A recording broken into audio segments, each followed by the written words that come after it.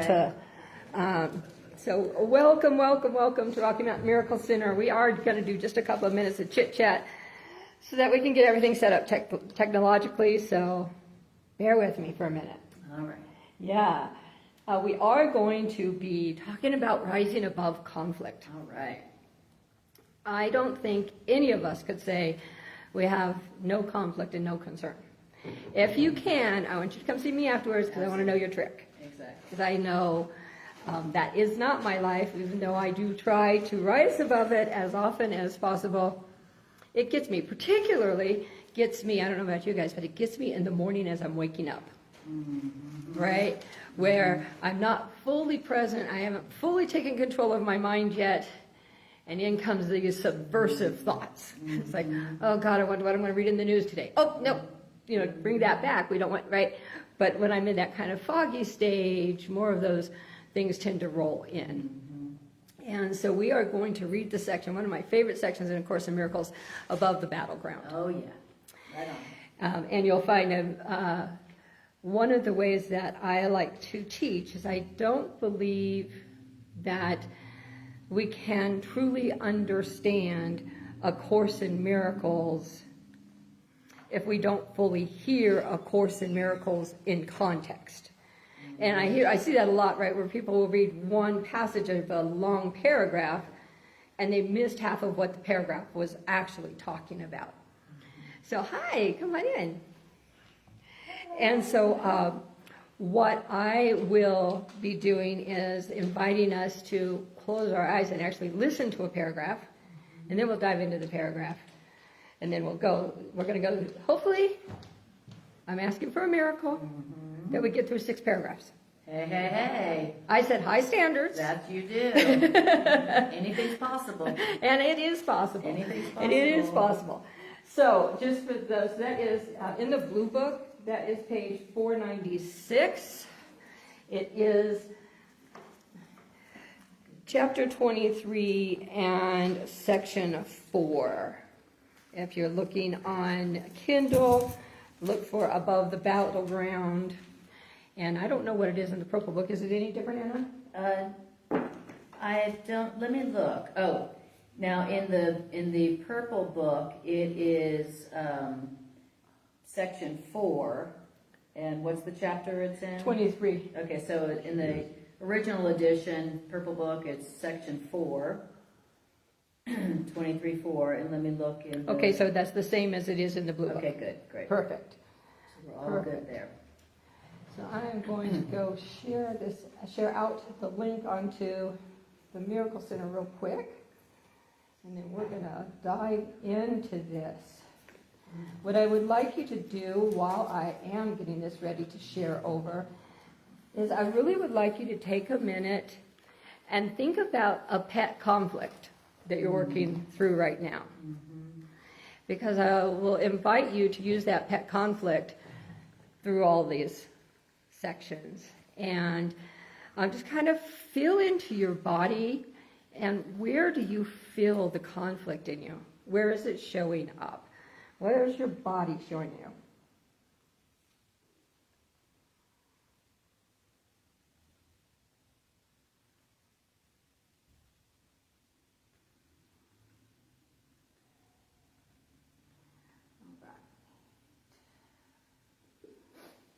And now what I want you to do is I would love for you to take that conflict, that pet conflict, and I would like you to give it a fictitious name. So Mickey Mouse, whatever, a fictitious name. Because sometimes when we take something and we give it a fictitious name, we can relate to it better. Why do we have fairy tales, right? So that we can learn core messages different. So give whatever this conflict is a fictitious name.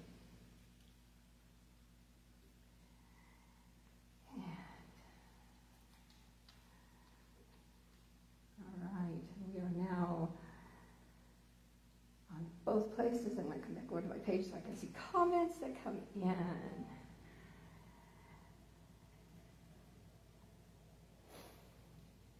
Sorry for the technical aspect here, but one of the challenges we've been having for some reason is when someone other than Anna's system is using our YouTube live, it erases it, and we don't know why.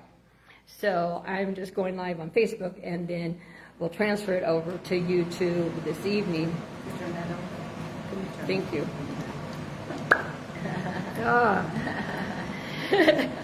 That's Spirit saying, pay attention. We need to pay attention. All right.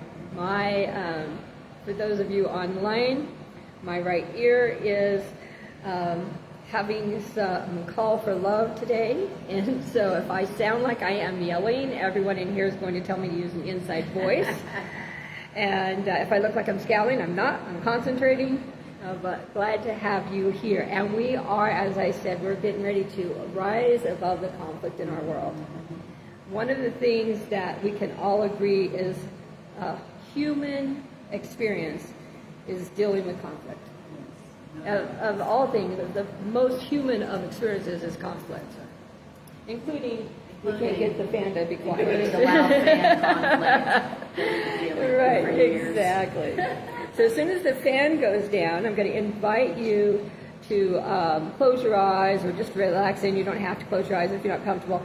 But I'm going to read the first paragraph, and I'm actually reading the paragraph from the text. That's the original writing as it was scribed by Helen Schuckman. And the reason I'm doing that is sometimes I find that translations miss concepts. And I was raised in Christianity, and there are so many versions of the Bible.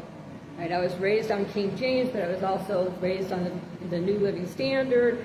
And so each one was interpreted through the lens of whoever brought that version forward. And I think sometimes we see that here with the Course in Miracles. And so in doing this, I wanted to go back, and I wanted to say, are there nuances? Are there things that were intrinsic in the tools that we were given? Because I know A Course in Miracles is a toolkit. It's a toolkit. And really, literally, thank you, man, so much. Literally, okay, I can actually hear me now, sort of. But inside that toolkit, inside each paragraph of a course, there literally sits a tool. Absolutely. And so as we're going to go through this content today, I'm going to, in each paragraph, I'm going to pull forth the tools. I'm going to say, okay, look at this tool, and how might you implement it? So that's why I'm going to invite you to kind of listen to the content rather than read, because what will happen if you try to read along is you're going to get stuck on a word. And you're going to say, oh, what is that word? I don't like that word. What does that word mean? Or whatever. And you don't get the whole depth of what the paragraph is saying. Hi. And so I want to bring that to a greater depth. First of all, I want to thank our new guests and welcome them. And particularly, Nick came all the way over from Broomfield, which he says is just a little skip over here. And then it's John, correct? Right. And John, both welcome very much. Welcome everyone online who is going to join us today. Okay, let's take a minute and just settle into your bodies. Breathe at whatever pace works for you. If you like a deep breath, put that deep breath into your stomach. If you want to just rest, breathe yourself in, but let's just come here. Let's get to this now present moment.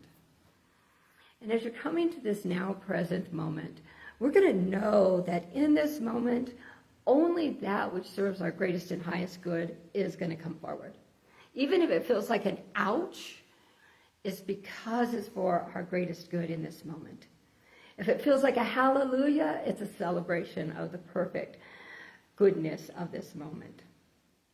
We know that when we open our hearts and when we open our minds, that Spirit is able to reveal to us things that we have never seen before, even if we've been reading A Course in Miracles for 20 plus years. And we know that when we come together collectively like this, that we are raising our own frequency to be able to hear things differently than we have before. So as you sit there and rest, I'm going to read our first paragraph. And again, for those of you that are new coming in, we are reading above the Battleground, chapter 23, section 4, which is page 496 in the Blue Book. But I'm going to read the whole paragraph. Come on in, Linda. No worries. Do not remain in conflict, for there is no war without attack. I'm going to pull this over here a little bit further so I know I'm close enough to the speaker. The fear of God is fear of life and not of death. Yet he remains the only place of safety. In him is no attack, and no illusion in any form stalks heaven. Heaven is wholly true. No difference enters, and what is all the same cannot conflict. You are not asked to fight against your wish to murder, but you are asked to realize the form it takes conceals the same intent. And it is this you fear, and not the form. What is not love is murder. What is not loving must be an attack. Every illusion is an assault on truth, and everyone does violence to the idea of love because it seems to be of equal truth. Okay, you can see in there, oh, I don't have a touch screen. I don't know why I'm trying to do that. It's like, thanks, that's not going to work. Well, you can see there were a lot of terms in there that the ego could have captured, right?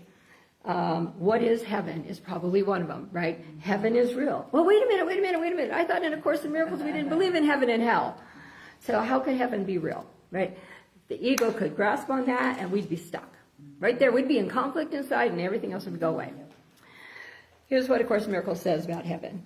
Heaven is not a place nor a condition. It is merely an awareness of perfect oneness and the knowledge that there is nothing else, nothing outside this oneness and nothing else within.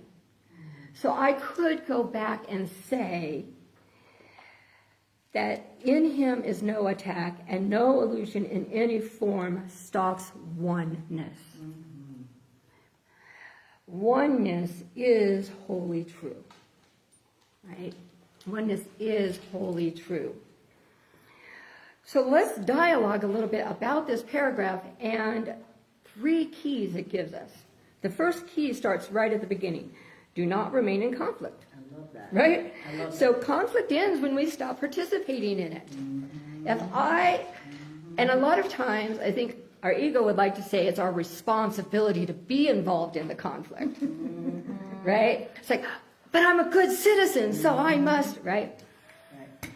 Yeah. The Course in Miracles is saying, yeah, but you just gave your energy into that conflict, so that conflict is going to keep going.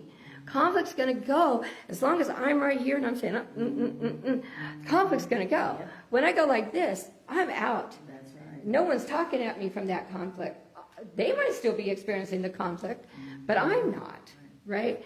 So one of the first keys in rising above the battleground is to be courageous enough, because it does take courage to step out of conflict. It does. It takes courage to believe I am safe enough, I am stable enough, I am protected by something bigger, that it's okay for me to step out of this conflict, right? So that's the first sentence gives us that first tool. Yeah. Step out of the conflict. It's like, oh, that's a thing, you can do that? It's a thing. It's a You can do thing. that? I Okay, can actually great. step out of the conflict. Good to Now, know. as a counselor, let me say, all of you married people or people in relationships Or out there, anybody with relationships. there is a healthy way to step out of a conflict and a not so healthy way, right? So let's try to do it the healthy way. But yes, we absolutely can step out of the conflict and we take the energy away from it. Then it says the real conflict, and this is so deep, so I want you to get it. It says the fear of God is the fear of life and not of death. So our real conflict is that we're afraid of life. We're afraid of the bigness of life. We're not actually afraid of battling body to body. One of us is going to die, and that's okay. We're not as afraid of that Right. as we are afraid of the love that God represents. That's right. Right? That's what we really God is love, God is life. And we are more afraid of God. And so it's easier to stay in body-to-body conflict.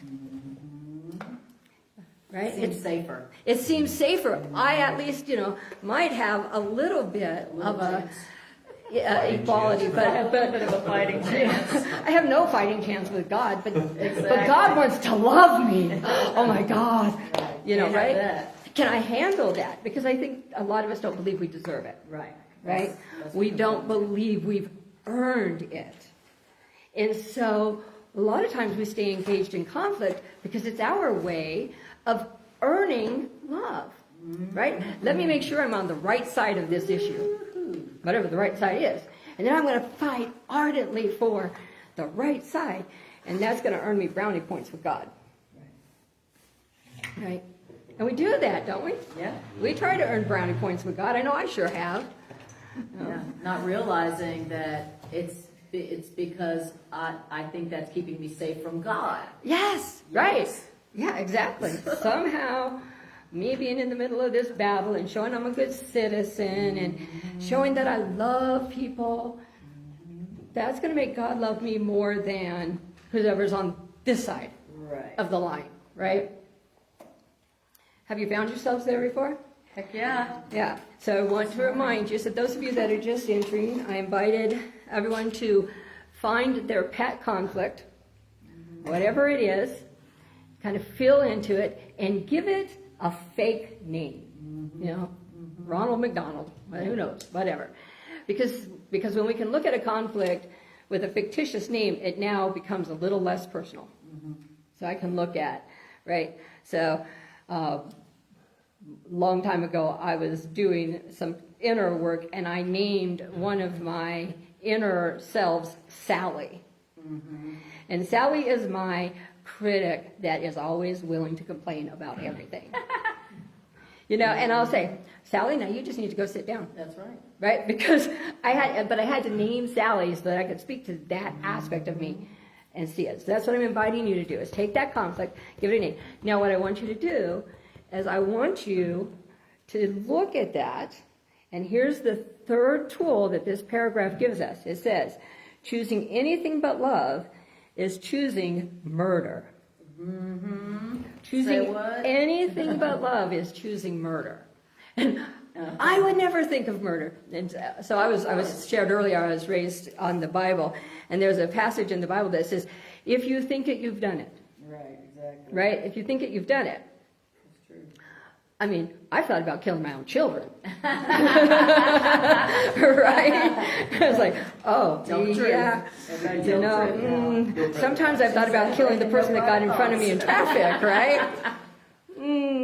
So the reality is, and there's this trick in this one sentence that I want to bring out. It says, you're asked to realize that the form it takes conceals the same intent. So I might not actually say, this person I'm in conflict with, I want to kill him. But I might just say, I want them to get a flat tire in traffic and get out of my way. But my intent is the same thing. Yes. Right? As I want harm for them, I want murder, right?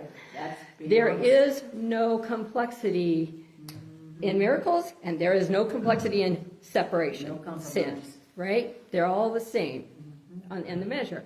So I want you to take that pet conflict, and I want you to admit you want to kill it. Yes. I want to kill you. Because that's probably where you are right now. If it's your pet conflict, that probably is where you are right now. And that is perfectly normal. That's the thing we have to recognize. It wouldn't be here telling us this if it wasn't perfectly normal. That's right. So it is perfectly normal for you to want to kill your children. I saw you nodding your head. And that is perfectly normal. Perfectly normal, because we have not yet learned how to rise above the battlefield fully and stay there. Right? Before I go to the next paragraph, any thoughts, any awarenesses for yourselves? Well, the name that I came up with for my pet my pet ego, what is it, conflict, was Grievous McPain. That was the name that came to me, Grievous McPain. Grievous McPain. I love it. Oh, Grievous McPain. Oh There my you go God. again. I love Talk that. about who needs to die again. Oh my gosh.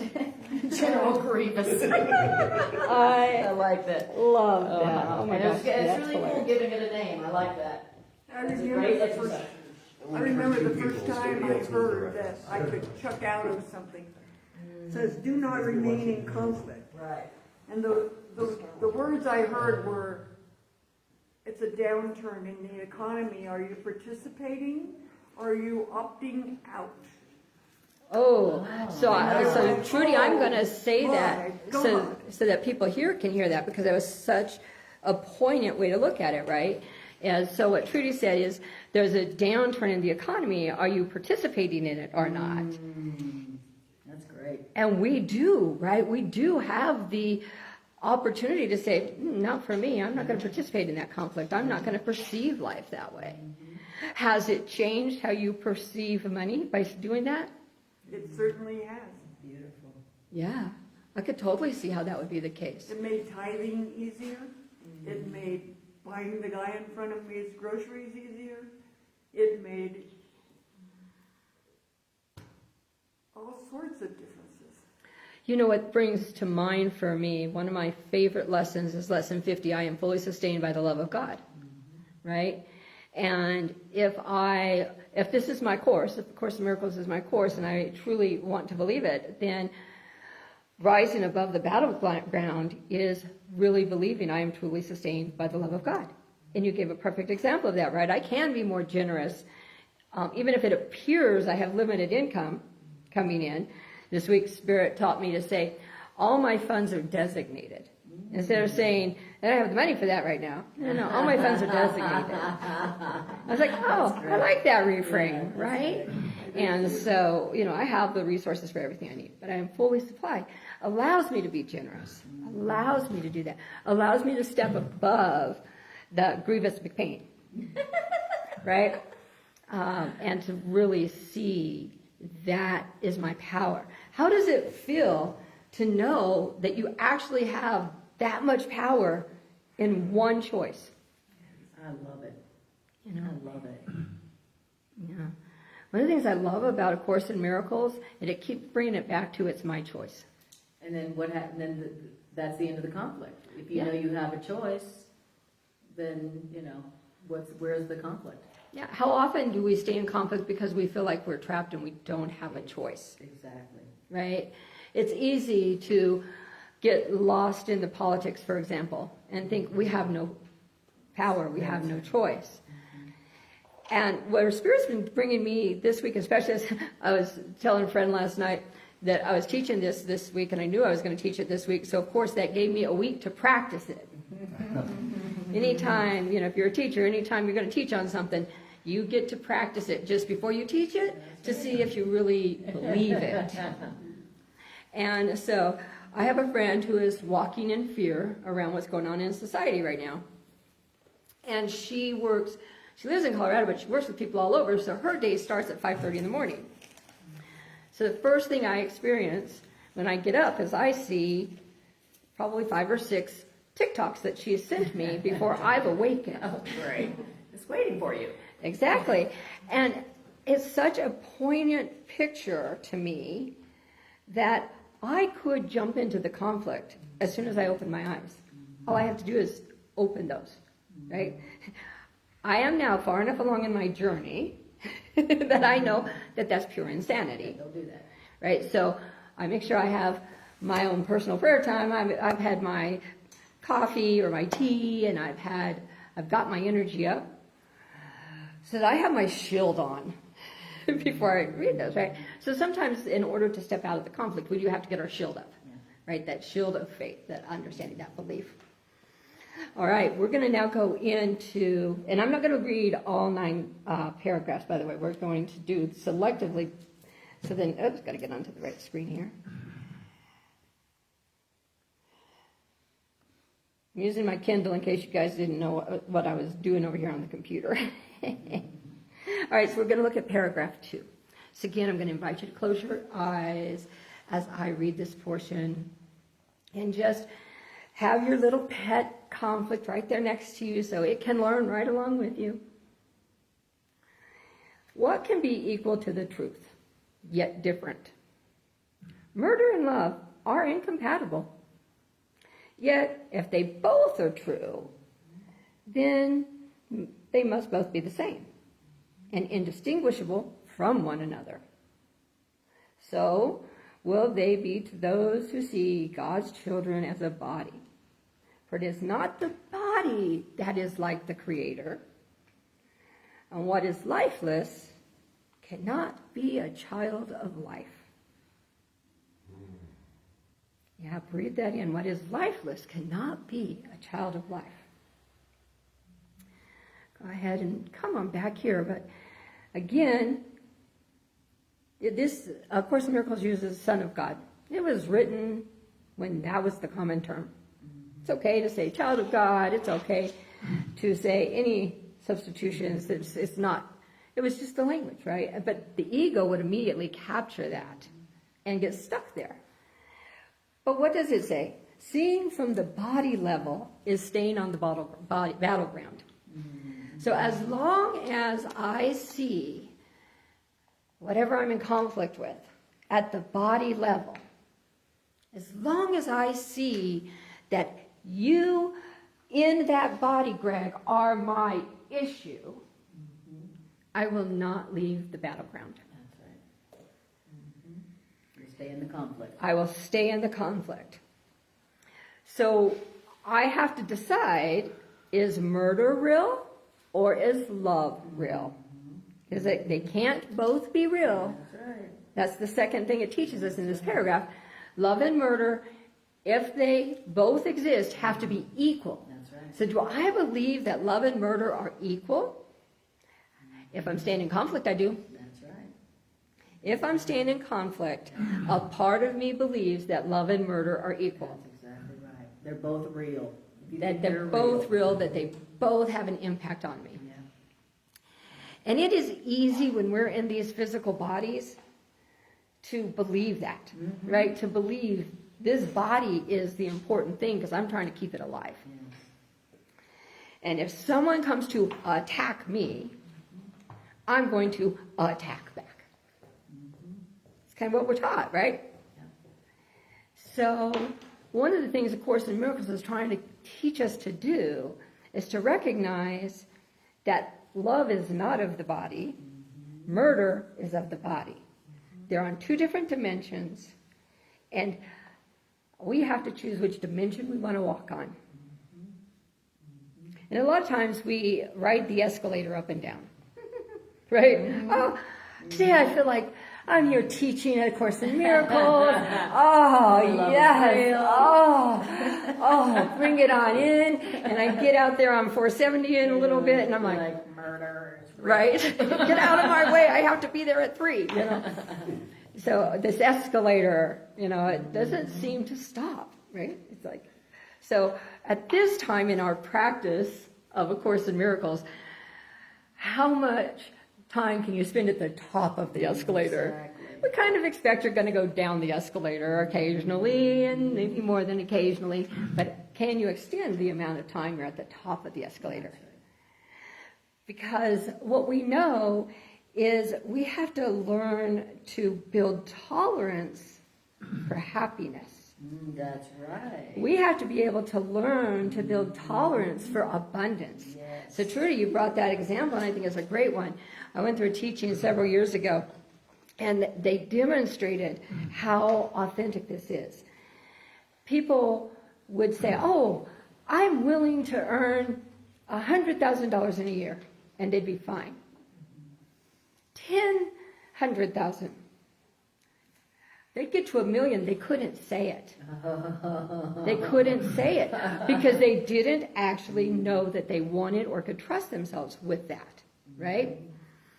And so, and teaching was all about, you know, how do you, okay, then if you can't say $1 million, what's the highest number you can, and say it a lot.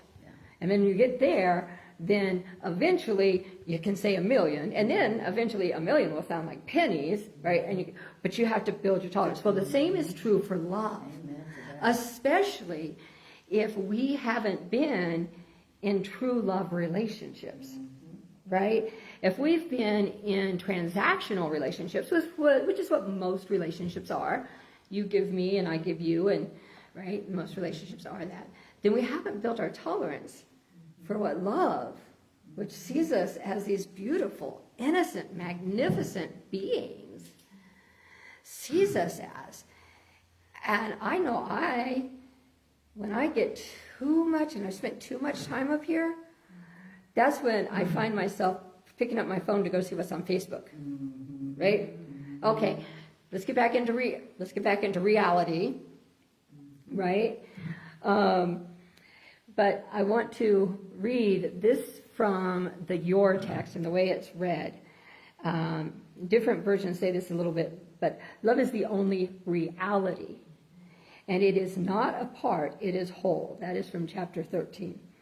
Love is the only reality. So some say love is all that's real, but love is the only reality is different than love is all that's real.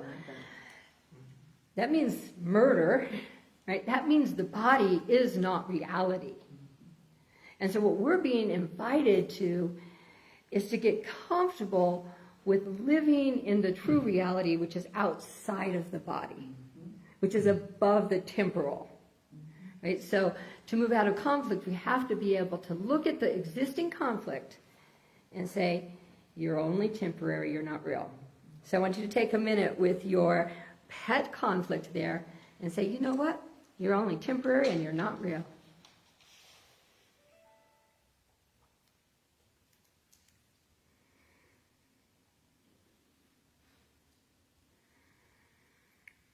In this situation, am I seeing this person or this experience at the body level, or am I willing to extend love to it? And you might not yet be willing to extend love, and that's okay. That is okay. Just acknowledge where you are.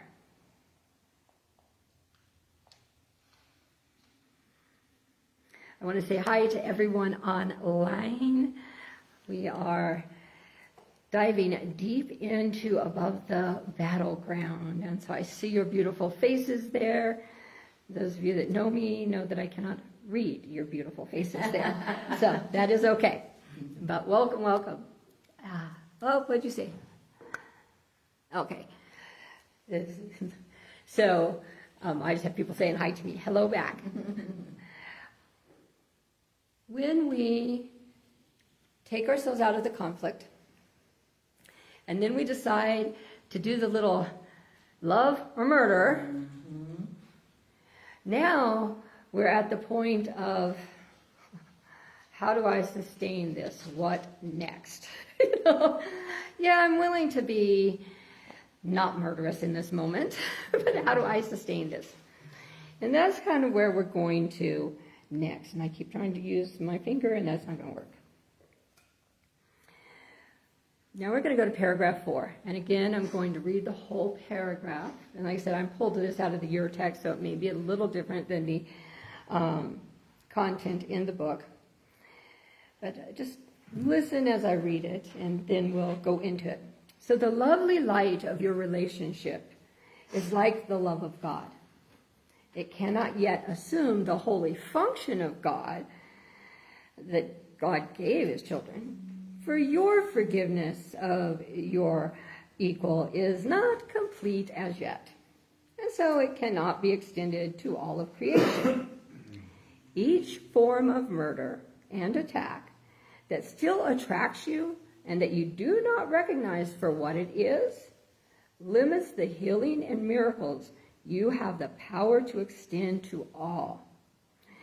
Yet does the Holy Spirit understand how to increase your little gifts and make them mighty. Also, Spirit understands how your relationship is raised above the battleground and in the battleground no more.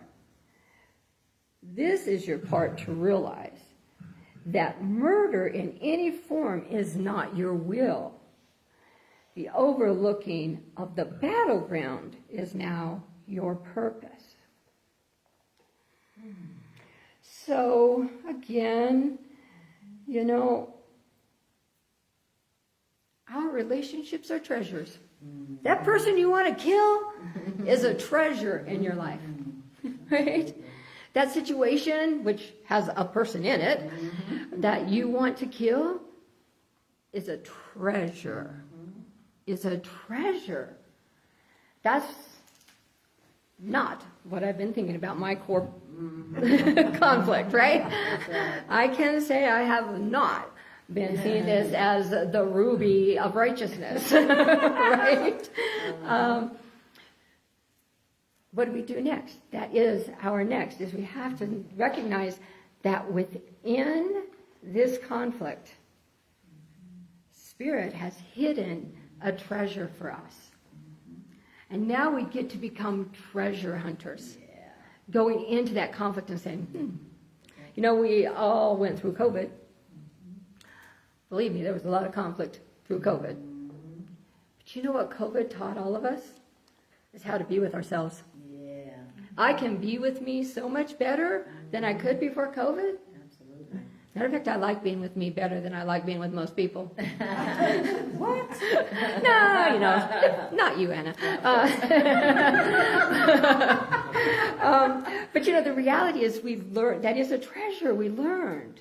We learned how to be with quietness when so many of us hadn't been, right? We had been on the hamster wheel of busyness, get up, get dressed, run to work, run to this, run to that, fall into bed, and now suddenly we're still, and we can't leave the house. So we had these moments of conflict of, oh my gosh, what do I do? What do I do? But eventually most of us found our way to finding a peaceful existence in the quiet. We found things we could do at home. We found other ways to communicate with people we love. And many of those treasures, so I'm a counselor, Anna's a counselor, one of the things that came through COVID was the ability to do telehealth. Prior to COVID, I would be arrested for using a Zoom session with a client. And now I can use it. Matter of fact, it's the preferred form for most of my clients, right? So that was a gift. That was a treasure that came from that conflict. So what we're being asked to do is look at our pet conflict, say, what really are you trying to teach me? What treasure, what gift are you trying to give me? Then it says, we are not forgiving our brother. Oh, there's one of those old Bible verse words that gets us all stuck. So what is forgiveness? From Course in Miracles. Forgiveness is the means by which your perception is corrected. So I could actually say, I am not perceiving my brother correctly. I am not perceiving this conflict correctly. Right? So am I willing to just say, what if I'm not perceiving this? I might not even be willing to admit I'm not yet. But what if I was just willing to say, what if I'm not seeing this correctly? What if? Then, now I open to more possibilities. If I think I know the truth about, Mickety Mick Mick, then I will never be expanded to hear how Spirit's going to lift me above the battleground. Right? We limit our healing and miracles when we still believe in attack. Note it didn't say when we still attack. It said when we still believe in attack. As long as I believe in the duality of the body of murder and the love of Spirit as being equal realities, I will be limited in my miracle and healing abilities. So, what if I decided to believe only love is real? What if? I invite you to use what if a lot more. Because sometimes we're not quite ready to jump the full length. But what might life look like in this situation with your pet conflict? if you were willing to believe that only love existed in this situation? What if only love existed in this situation? Do you feel lighter by even just saying what if? Yeah. Do you feel like there might be more answers than you thought were there? Breathe that in. I got a comment on here I want to capture. Even to you know who, you know the one you speak foul about or have a heavy heart about. See the lesson that the SOB has given you. Your freedom, your freedom. Love understanding, seeing the lessons instead. Yes. Thanks, Tricia. Yeah, exactly. Whoever that SOB may be, and it might even be the car that's in your way, who knows. But to just see that your freedom comes from being able to see them differently. That's right. Your freedom, That's right? Love, in Course in Miracles, one of the places love is defined as freedom, right? So if I want to expand my love, I'm going to expand my freedom. So what if I was willing to expand my freedom?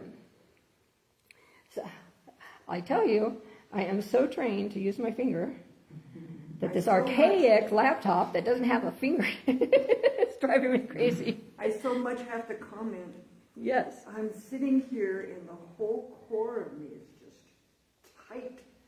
And I'm feeling fear. Yes. And am I afraid of this freedom that I am so caught up in it that I'm guarding it with everything I have? You said breathe it in and I went, oh. And it almost helped. Yeah. I love that. Isn't that a perfect example of we're afraid of God, not of the attack, right? We're afraid of love. And so you had all this vastness come to you and you felt the need to resist it first until you let it in. And how do you feel now? Not a whole lot better, but a little. Okay. Every little bit helps. Every little bit helps. What if And I felt great? what if you felt great? Can you see her grin? Totally. She's got me about ready to giggle. Yes. Yeah. That's better. Yeah. Yeah. And that is what we have to do, right? We have to, each now moment is a new choice. And in that moment, I get to choose, what if I felt better about this? You know, and I might come down the escalator in 10 minutes and decide I don't want to feel better in that minute, right? But remember, it's an escalator, you know, and eventually you're going to say, I think I'll just park here and not go back down. I wish I was there. I'm not there yet. I'm getting closer. I am getting closer. But doing this together helps. It increases Exactly. the amount of time that we're able to stay in our right mind, That's right. which is our one-mindedness. That's right. Yeah, our one-mindedness. And I think, you know, the reality is coming together physically. You know, one of the things COVID did was separate us Yes. behind the video. Yeah. And there is the value, and thank you for everyone who is online. There is the value of that. But there is also something about the collective energy. For those of you guys that are here, don't you feel the difference when we're here in body So together? much, so much. So Yeah. much. And maybe with some of the things that we're seeing happening in our world, maybe that's one of the treasures that Spirit and God are bringing us back to is community. Exactly. Right? Because we will thrive and strive through community. Yes. Right? Absolutely. And so maybe that's one of the treasures that's being brought to our awareness is to remind us of the value of community. Yeah. It's hard to believe that you're one when you're by yourself. Yeah. You know, sometimes it's a little easier to remember we're one, you know, when there's other beings in bodies around. Yeah, I want to invite other perspectives. How's this experience? What are you ahaing about? Well, I'm not sure this is an aha, but it's a question or a line to pursue a little bit further if you can. I picked up on the word treasure, and I associated that with the word desire. And, Okay. And what I'm seeing in listening to this today is that many, if not most of my desires are really anchored in things of the body, of the world, and that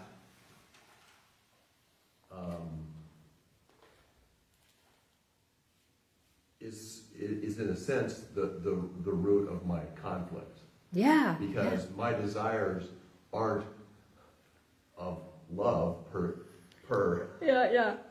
Course in Miracles. They're of the world. They're of a different level. And so whatever you can say about reprogramming my desires. Right, so I'm going to rephrase what Matt said. My desire, I like that. Rephrase it just so that we all can hear it. But Matt was saying that he heard the word treasure, and that he's equating the word treasure with desire, and that for him, most of his desires are related to the body, and that they are not necessarily of that higher love energy. What if your treasures of the body inspired you to understanding love greater? Yeah. What if you use those desires to be a tool to go more? So I know Matt, and I know he loves race cars. Okay?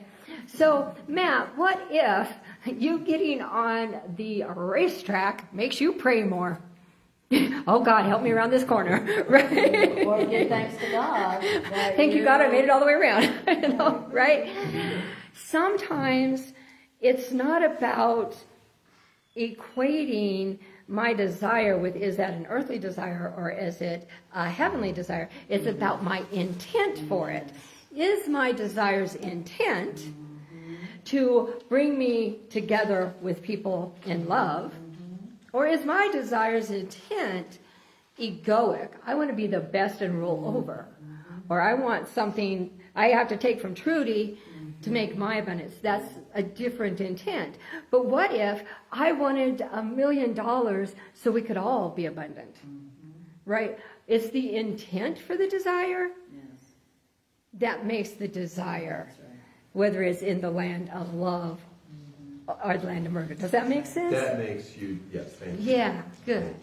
Great Beautiful. question, Matt. Thank you. Yeah, Yes. anything else? And that's also what they're talking about with giving these things back over to God, is to swap out the intent.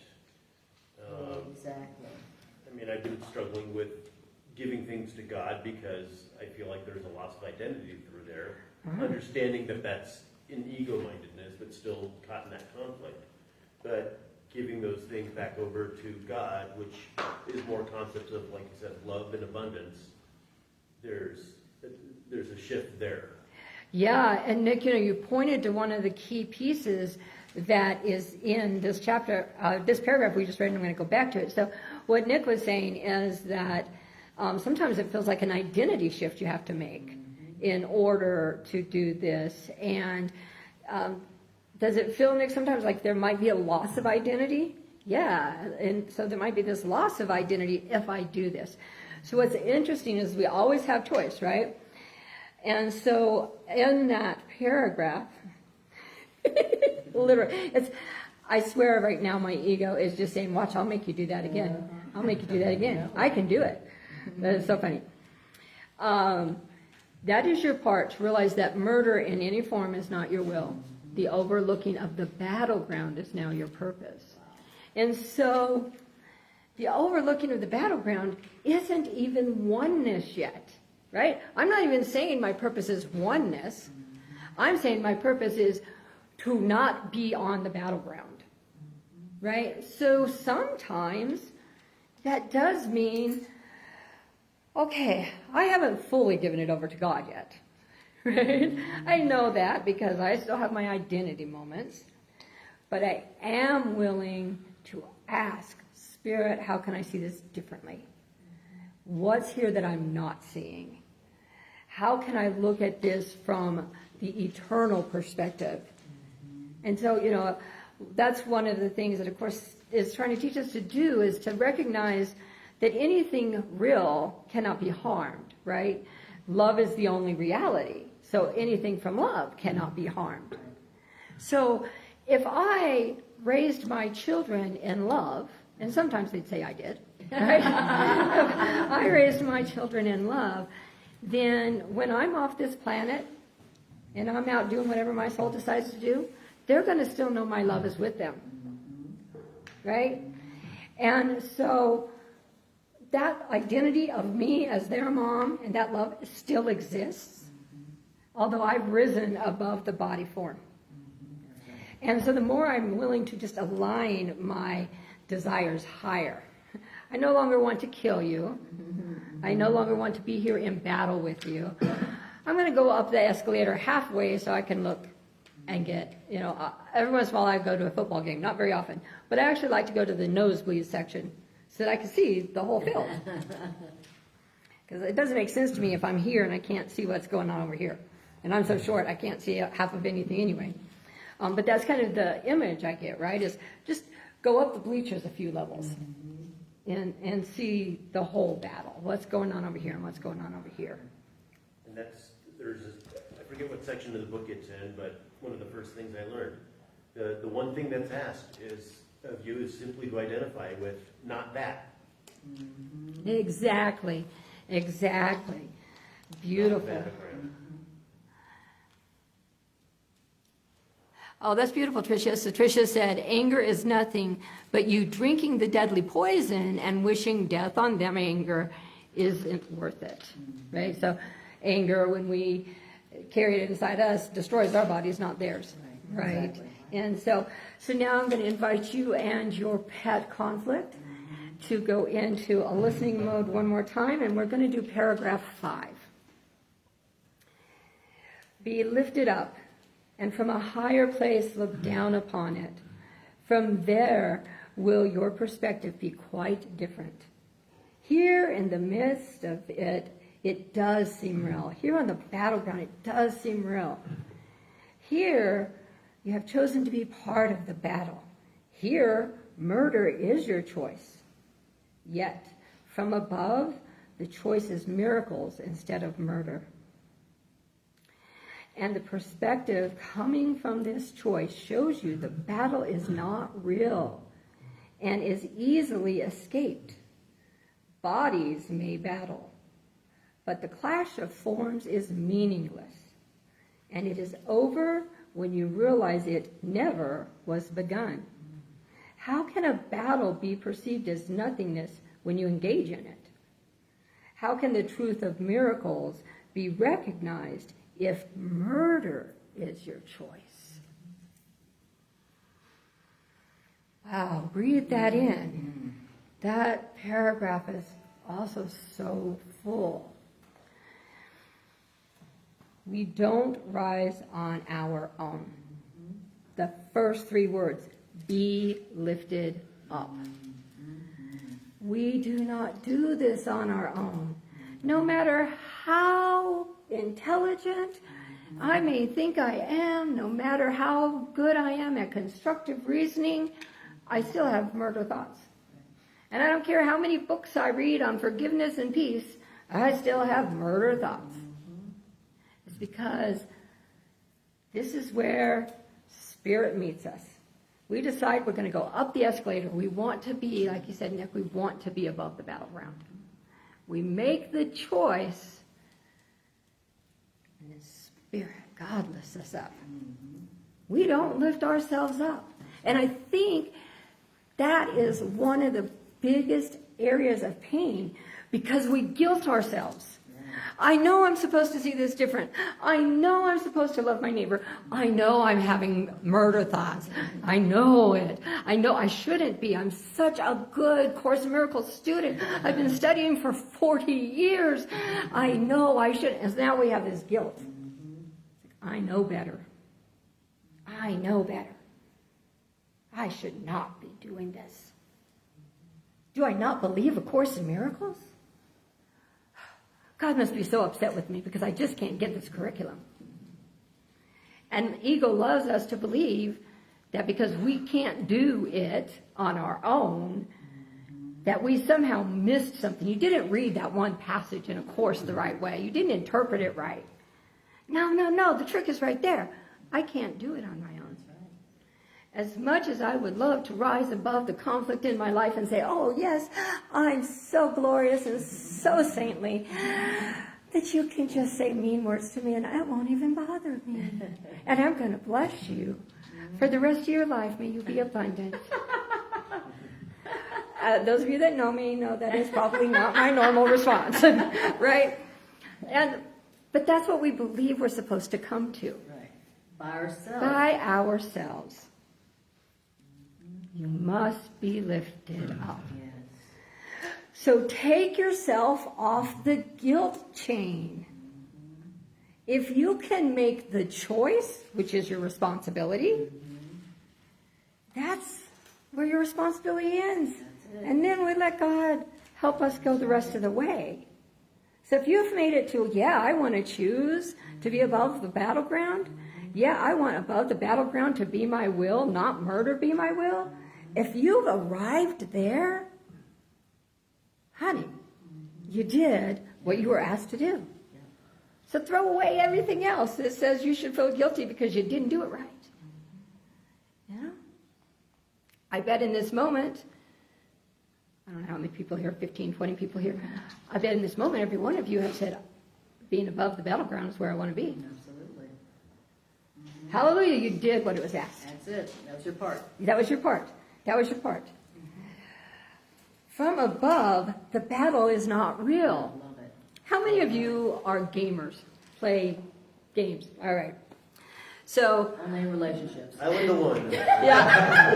So, I have a 7-year-old grandson who is becoming vastly a gamer, right? And then my daughter is 26. Not his mom, his aunt is 26. So they spent some time together this last week. And so he went over to Aunt Joy's house, and Aunt Joy's boyfriend's name is Nick. And so he's playing with Uncle Nick, and Uncle Nick will not let him win. Uh-oh. Uncle Nick is not playing with a 7-year-old. Uncle Nick's playing. And so my daughter gets very upset. Let him win sometimes. And he says, no, he's got to learn about reality. He's 7 already. Right? Hello. And so she's telling me the story, and I've read this, and I was like, did you tell Nick that the games aren't real? You know, It's right? hilarious. Because that Nobody is thought to say that. right? But we do. It's like, he's got to learn his lesson. Yeah, but it's not real. So does he really need to learn that lesson? You know, did you really need to have 15 minutes of a crying 7-year-old? You know, because it's not real. And that's really what A Course in Miracles is telling us about the conflicts we're seeing on our consoles, right? Your spiritual player is already in this game. That's right. That's one of the ones I've been working with. I love that. Your spiritual player is already in this game. And what's the term for someone who is like a part that isn't really important? Non-player character. Non-player character. Thank you. I knew there was a term. I just couldn't remember it.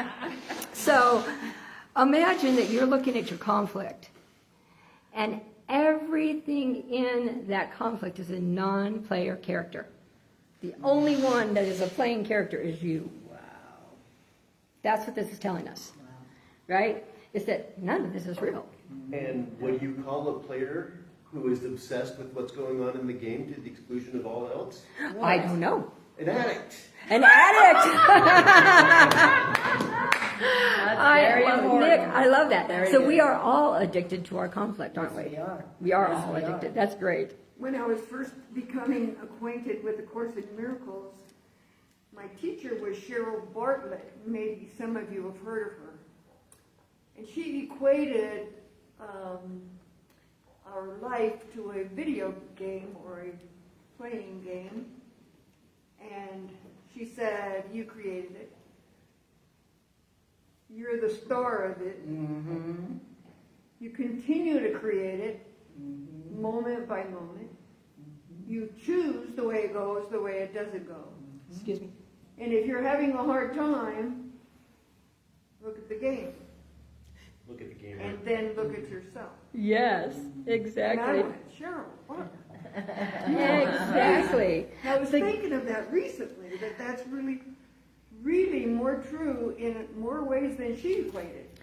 Course in Miracles tells us throughout that that's exactly it, right? That we're creating the reality. I give everything the meaning that it has for me. I'm creating the reality that I'm experiencing. One of the things in this particular paragraph that is one of those words that catches people is, what the flip is a miracle? What is a miracle? And of course, depending on what tradition you're in, miracle is going to be defined different. So let's look at what A Course in Miracles said it is. A Course in Miracles says, a miracle is a correction. It does not create nor really change at all. It merely looks on devastation and reminds the mind that the devastation it sees is false. So a miracle is that moment when I can look at my pet conflict and see it as false. Yeah, and the battleground. And the battleground is false. That would be a miracle. You look at a battleground that seems real serious and scary, and you look at it and you realize that because it's all just bodies doing something with bodies, that ultimately does not mean anything. Yeah. How many people feel like football players should be imprisoned? But they're beating each other up. But Instead of being in palaces. yeah. But they're beating each other up every Sunday, right? Right? Well, wait a minute. If they were doing that out on the streets, we'd treat it different, right?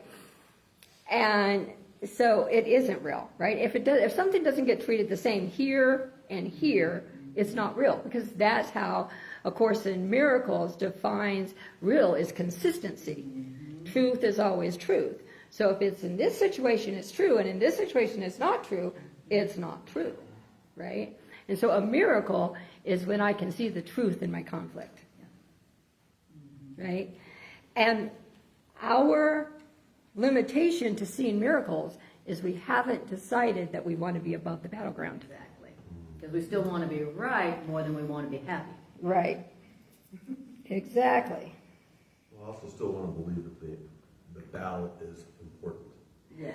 It's important. And kind of back to Nick's statement about identity, right? Because you're an addict. Well, yeah, this new guy probably. Where's our miracle Says one bouncer? addict to another addict. So, one of the things that Nick said earlier is the identity piece, right? And we are addicted to our identity, to who we believe we are, to what we believe our role is. And it's changed over time, right? I used to be, believe it or not, a Southern Baptist youth minister. Wow. I was, How no far lie. you have I was come. a Southern Baptist youth minister. And at that time, I had a very different perspective of what miracles were than what I do now, right? So my perception of my identity has changed over time. Okay, what did I just say? If it can be this at one time and this at another time, it's not real. So your self-concept isn't real. It never is. It's always changing. Don't you find yourself different every day? Oh, yeah. Halfway into the day, you're different than you were when you woke up in the morning. Yesterday, I woke up in a not nice mood. I was like cranky, and I was like, okay, I need to go take a walk around Wash Park and get back to sanity, So by the time I was on the other side of Wash Park and my journey there, I was a different identity. Right? So those things that we're holding on to, that we're saying that's our identity, they're not real. They're no more real than the battleground. But what keeps us there are our thoughts of murder. Let me give you an example. If I can demonstrate that I am a very pious, sweet, nice, kind, loving person, then I can tell you about my neighbor Joe, who's a jerk. And you're going to believe Joe's a jerk because I'm such a sweet, godly woman. Right? My identity is more important because you've seen me. I've been really nice and kind to you. You have no idea what I've been doing to Joe, but let me tell you, Joe's a jerk. Right? Our identities are our disguise for attack. And that's why we can't just get rid of our own identity, because that would bring about thoughts of attack. And that's why we have to it's something else that has to lift us up out of it. That's right. Exactly. That's Thank you, right. Nick. Exactly. We can't lift ourselves out of our identity. We have to have Spirit do that. So those of you that weren't here at the beginning, I said, I can't hear out of my right ear. So I gave Anna and Matt both the instruction that if I was missing anything that was being said over here, that's why I keep looking at you guys, by the way. You wonder, and she was like, I want to make sure I'm paying attention. But I was like, show me, give me a signal or something if I missed something. And that's kind of the truth of Spirit, right? We're like saying, okay, this is what I see, but please show me what I'm not seeing. Show me what I'm not hearing, right? Because I can't trust my identity.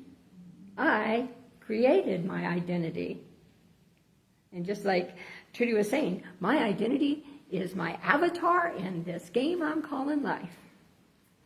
Right? So I gave it all the characteristics I believed would give me all the brownie points I wanted where I wanted them. Right? So it's a fake avatar. Got some mighty cute avatars out there, but they're all fake. They're all fake. So we're going to go to paragraph 6. And again, I'm going to ask you to sit with your friend, your conflict, because I believe you're becoming a little more friendly with it than you were when you started, I hope. And here we go. You okay? Yeah. When the temptation to attack rises to make your mind darkened and murderous, remember, you can see the battle from above, even in forms you do not recognize. But you know the signs. There's a stab of pain, a twinge of guilt, and above all else, you lose your peace. Oh, you know this well. When these stabs of pain occur, do not leave your place on high, but quickly choose a miracle instead of murder. Yeah. Quickly choose to see this correctly instead of murder. And God himself and all the lights of heaven, or all the lights of oneness, will gently lean to you, hold you up, for you have chosen to remain where he would have you be. And now no illusion can attack the peace of God when his children stand together. Oh. So, come on back and let's talk about that. When you know that the battleground is calling you, there are some things. You're feeling pain. You're feeling a twinge of guilt. You're definitely not at peace. Maybe not sleeping at night. Maybe tossing and turning. But you know those symptoms. Oh, yeah. I know them well. Oh, yeah. Right? All of those are your tool. Oh, my neck's getting stiff. What might I be being stiff-necked about right now in this moment? Right? We have the signs. We can't say we don't know what we're doing. Yeah. Oh, yeah, we can say it, but we're liars. Okay, we can say it. I can say I don't know what I'm doing. Yep. But the reality is, Still think I do. I know what I'm doing Because of the signs. because I know the signs. I know if I'm not at peace about something, That's a sign. it's a sign. And I know I am not miracly looking at it through the eyes of a miracle. I'm looking at it through the eyes of murder. And the longer I look at it through the eyes of murder, what happens? The deeper you fall into the pain. The deeper you fall into the pain. Have you ever had this experience? I've had it a few times, where something made you so mad you ended up in a migraine, Heck yeah. or a bad headache, or your neck and back started hurting? Oh yeah. Oh, you just closed everything down. And so now you're feeling the twinge of pain. So we can't say we don't know. We do know.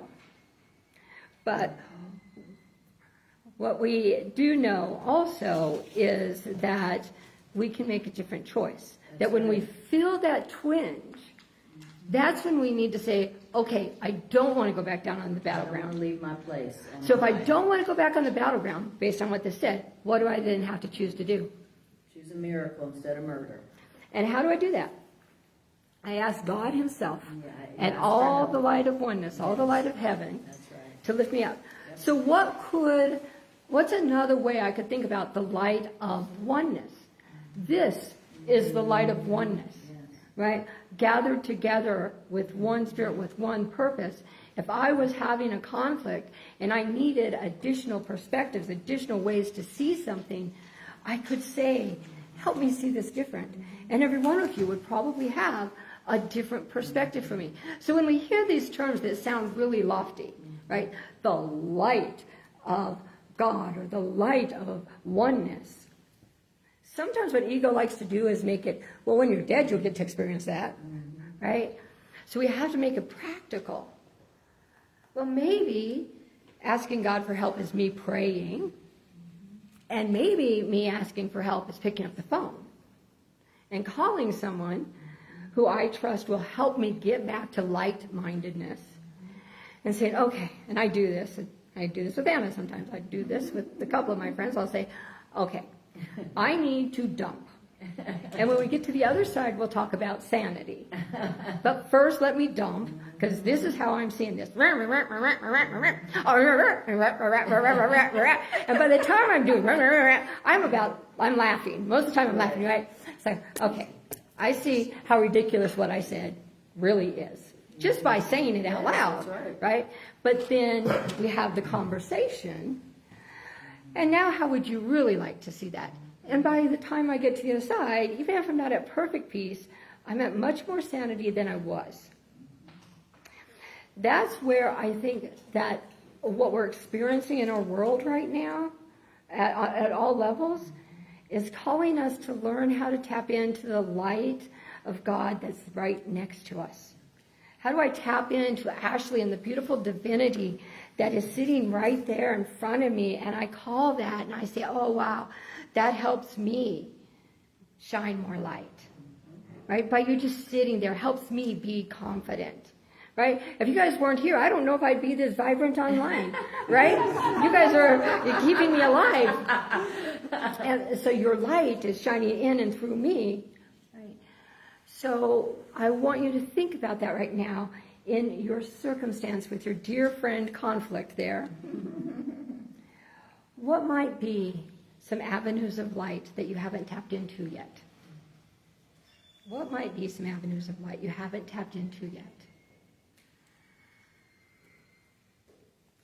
Because those avenues of light are all around us. I am fully sustained by the love of God does not just mean that God's going to give me all the money I need. It means when I'm in conflict and I need peace, it's there. It means when I'm confused and I need clarity, it's there. Everything I need is right there. So the last place we're going to go is to paragraph 8.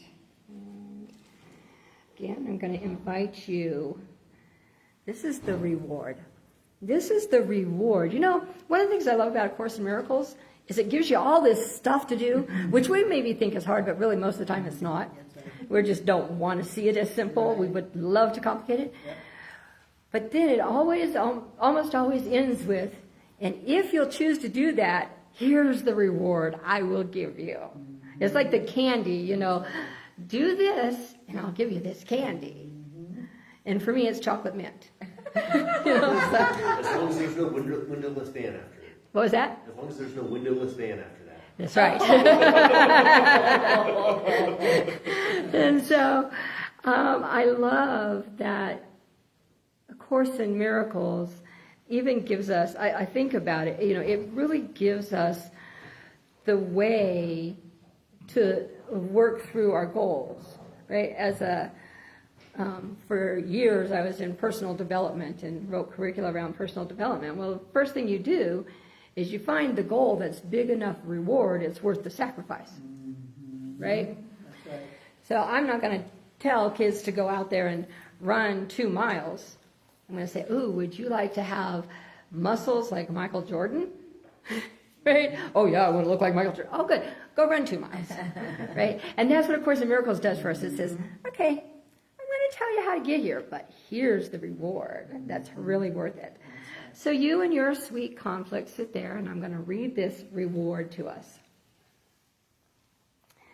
Think what is given those who share the divine's purpose and who know that that purpose is also their own. They want for nothing. Sorrow of any kind is inconceivable. Only the light they love is in awareness, and only light shines upon them forever. Light is their past, light is their present, light is their future. Always the same, eternally complete and wholly shared. They know it is impossible their happiness could ever suffer change of any kind. Perhaps you think the battleground can offer you something you can win. Can it be anything that offers you a perfect calmness and a sense of love so deep and quiet that no touch of doubt can ever mar its certainty? And can it give you a win that will last forever? Whew. Wow. That's the thing to ask yourself. Right? That's So the thing to ask yourself. maybe the battleground could offer me some kind of a win, but it's definitely not going to be an eternal win. It's not going to be something that it offers me a calmness, sense of love, and Trudy, how would you like to So want what? for nothing? How would I like to what? Want for nothing, Want for nothing. meaning every one of your needs is met. That sounds like heaven. Ooh, doesn't that? How about sorrow of any kind is inconceivable? I know a lot of us have gone through a lot of grief, right? Sorrow is inconceivable. Only the light of love is all you're aware of, and it's your past, your present, and your future. So you don't even have that dark past to think about anymore. I'll take it. That's what I want. Right? How about, you know it's impossible for your happiness to change. I think it was last week when Anna taught that we talked about we're afraid to trust happiness because the shoe might drop. And then, so we don't want to be too happy because we don't want to drop that far. What if I knew my happiness, that this joy I'm feeling right now will never change? Wow. Sounds, when we share God's purpose, we lack for nothing. You're right. When we share God's purpose, what's God's purpose? Is to get above the battleground, Forgiveness. to walk away from the conflict, to perceive things through the eyes of miracle, to ultimately love. Yes. Right? God's purpose for everything and for all of us is love. That's the life that remains when we are willing to live above the battleground. Again, we're using the escalator right now. But how many times can we stay at the top of the escalator and build our ability? I mean, the first time I read this paragraph this week, and so I read it last Sunday, preparing for this week. The number of times this week I have had to say to myself, the reward is happiness. The reward is love. And sometimes that's what we have to do, right? When we're out running the race, we have to say, the reward is worth it. So now let me ask you, do you believe this reward is possible? Because that's the other thing they teach us in success development. If you don't believe it's an achievable goal, yeah, don't aim for it. You don't aim for it. So I could say, I'm going to be a billionaire by the end of the year.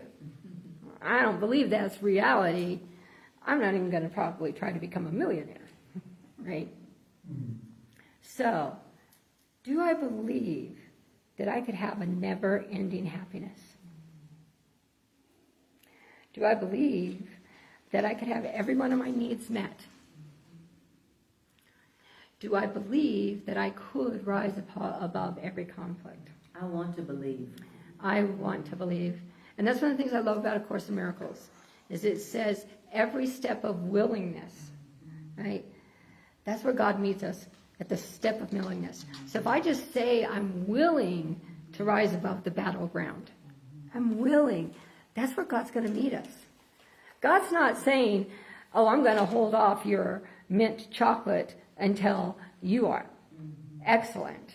If you meet me halfway up the escalator, I'll give you one of those Olive Garden mints. I'll give you a whole handful of them. Just meet me halfway up the escalator, Exactly. right? Yeah. Oh, what are your thoughts? Wow. Rise above the battleground. See it from above. It looks totally different than when I'm in the midst of it. So I choose not to participate first, and then I take myself up. That's right. I look, but I listen to God. That's right. I listen to the words, and I don't hear the battle, and I don't hear all that stuff my little friend is putting out. But instead, I see this beautiful picture from above, and I hear this beautiful music, and the words are love, loving, peaceful, allowing. This is what I want. And I can visualize it as I speak it. Yeah. So because of copyright laws, I'm not going to play the song, but the song that kept coming to me was Love Lift Us Up, Yes. where we belong. Yes. On eagle's wings, right? And isn't eagle's wings a great example of above the battleground, right? The eagles, and it said that the eagles have one of the best eyesights and can see, you know. So they're up there. So love lift us up to where the eagles are. I love it. And there are passages in the Course that talk about that, right? Seen from that space. What else? Anyone else have a perspective? I like, oh, go ahead. The imagery that came to mind while you were reading is bubblegum in the hair. Bubblegum in the air.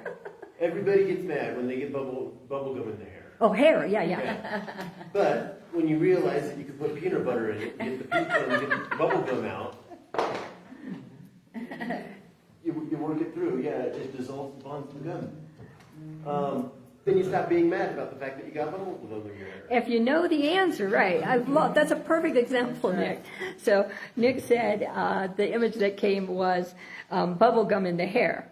And I have anxiety about that because I had my hair cut off because of bubblegum in the hair. And I had long hair and I got a big thing of, right? And at the time, I don't think my mother knew you could put peanut butter in and get it out, right? But you know the solution. You can deal with the situation, Exactly right? And peanut butter in that case is the solution. I love that.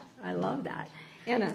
I heard you were talking about staying above the battleground, getting above how do you stay there longer and longer. And I heard in here, it says,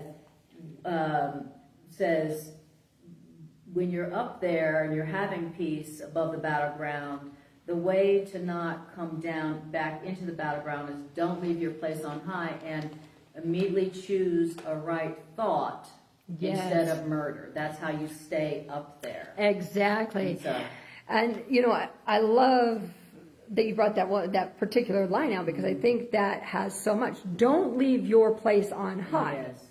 You can't get sucked into the black hole if you don't believe in gravity. Yeah, but it also means I have a place on high. Yeah. And that place is waiting for me. Hello. Right? Don't leave your place. Yes. My place isn't your place. I love it. Isn't Deborah's place. It's right. Don't leave your place. Your place. So here we are looking at this. What's the puzzle above the battleground look like? The more people who take their place above the battleground, the less conflict there's going to be. Right? So if every one of us here just decided to rise above the battleground for this day, there's that much less conflict on the battleground. Yes. That many fewer people being killed. That's right. Murdered through thought and action. And so me taking my spot and not giving it up is a gift of service to the world. That's right. So we can think, if I stay out of that conflict, I'm being selfish because I'm thinking about me. No, you're serving the world even more by rising above it and being able to see it and give it a different energy. Yeah. which demonstrates to others that they can do the same. Exactly. They don't know they can do that if they don't see at least one person making a different choice. Yeah, exactly. So Tricia's response was, suspiciousness becomes viciousness. One must watch your thoughts. Yes. They do grow water what you want positively, Beautiful. right? Yeah. Okay, so I'm going to walk us through a little bit of a closing meditation, and then we'll do a donation, the offering basket, and I'll be done. But does anyone else have any perspectives they want to share before I do that? I do. I just have one more. Yeah. You know, this is so good for me because I work in an environment with a lot of, it's like a high school. And there was some gossip. Like, Lori wanted to clean out all the stock room, and she asked me if I could, you know, clean out my sheets. And because I'm kind of a mess, you know, I mean, I have an organized mess. So then I was telling Tracy about it, and she should look at herself. I mean, she's just, you know, there's a reason why she's not busy. So there was this cattiness going on. And I put out that I'm so loving, let me do, I really am the sweetest girl. People tell me. Oh, Let me man. tell you all what the I am. time. And then there's that side of me that wants to get into that mean girl mix. And feed the information a little bit? It feels good. Yeah, it does It sometimes. feels good that she's on my side and we're going to gang up against Lori, and she's just Allyship, right? Allyship feels good. How many allies can I get on my side? But again, we have to remember that, just help me to pick. is your allyship worth eternal happiness, Yeah. right? Is your allyship worth eternal happiness? Is it worth having all your needs met? My ego doesn't even want to speak the truth right now. Yeah. Jerry, did you just have your hand raised? Oh, no. Okay. I did. Yeah. I just wanted to say how honored we are to have you as part of our teaching team. Thank you, sweetie. You know, having you here at the Miracle Center, teaching with us on the board is such a blessing, and it's such an honor, and we're so grateful, and I think we should give her a round of applause. So I want to invite us now to invite our pet conflict to sit down with us. My pet conflict. And we're just going to do a bit of a recap meditation. All right. So we were told that if we do not remain in conflict, then there can be no attack. So are you willing to step aside from the attack in this situation with your dear pet conflict? And again, if you're not ready, are you willing to get ready? And we were reminded in paragraph 2 that the body is where the battleground is, and that the body is temporary. The body is not real. So you're willing to step in and talk to your pet conflict friend and say, you know what, this is temporary, and it's really not worth the reward of my eternal happiness starting today. Because I don't have to die to experience my happiness. It could be right now and never changing. So, you know, I'm willing to see that you're temporary and you're not going to be here forever. I'm also going to remember that you're a portal to my treasures. You're here. I'm in relationship with you because there's something sneaky spirit is trying to give me. So I'm going to look deeper into this situation so I can find what Spirit has as a treasure for me. And I'm going going to start my way up to that higher place. And then I'm going to reach my hands up, and I'm going to say, ooh, Spirit, take me. And I'm going to invite Spirit to take you with me, because you need to be lifted up as well. So I'm going to invite Spirit to take us both up above the battleground so we both can look down and laugh at all the non-playing characters that we were trying to make allies with. And then we're going to sit down in our seats. We're going to release all the pain and the lack of peace. We're going to recognize the illusions we were fighting over. We're going to recognize the illusions we believed were attacks. And then, oh, my conflict friend, let's share a cup of joy and a cup of peace. Let's share perfect calmness. And when the battle gets started down there together, let's you and I remind each other, we're not giving up our happiness or anything. It can go on. It's just a game.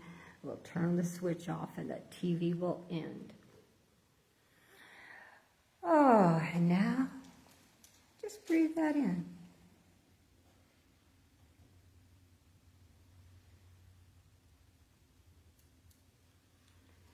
And when you can, come on back into the room. All right, I'm going to hand this to you, Anna. So we will do a quick love offering. And for those of you that are online, you can go to RockyMountainMiracleCenter.org and also make a donation there, Venmo, Zelle, regular traditional PayPal with a credit card. It's all there. Oh, thank you all for being here. A couple of announcements. We have, Anna and I, it's this Saturday. This week from yesterday. Yeah, it is. Yeah. This Saturday, the 5th, we have a play shop, and it is called Liberated by Love, and we are addressing really kind of this concept. Literally. How do we How do you have... keep your peace on the battleground? Exactly. How do you keep your You peace rise on the above. battleground? How do you rise above the chaos? How do you overcome fear?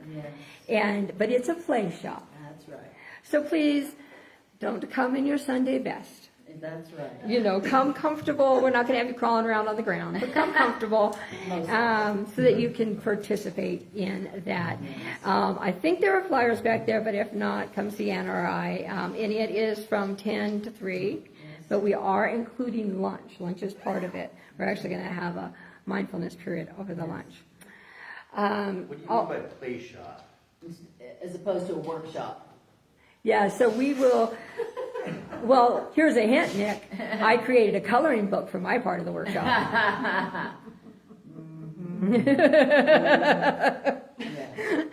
But it's really, so one of the reasons that we do this is our ego works from the conscious mind, right?